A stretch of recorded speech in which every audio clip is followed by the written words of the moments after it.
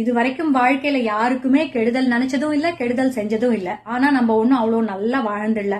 ஆனா பாருங்க, இருக்கிற முள்ள மாதிரித்தனம் பண்றவன் எல்லாம் நல்லா இருக்கான். இது எவ்வளவு பேரோட மைண்ட் வாய்ஸ் எனக்கு புரியுது. ஆனா ஒண்ணு, தப்பு செய்யறவங்க எல்லாரும் மாட்டிக்கிறது கிடையாது, சரிங்களா? அட் த சேம் டைம் தப்பு செஞ்சவன் நல்லா இருக்கான்னு நம்ம வெளியில தான் பார்த்து நினைச்சுக்கணும். உண்மையில அவனுக்கு என்ன நடக்குதுங்கிறது பல பேருக்கு தெரியாம இருக்கலாம். ஏன்னா கர்மா படி ஒருத்த மாட்டிக்காம இருக்கலாம், ஆனால் அவனுடைய செயலுக்கு அதுக்கான பலன் அவன் நிச்சயமாக அடைந்தே தீருவான். நீங்க எழுதி வச்சுக்கோங்க.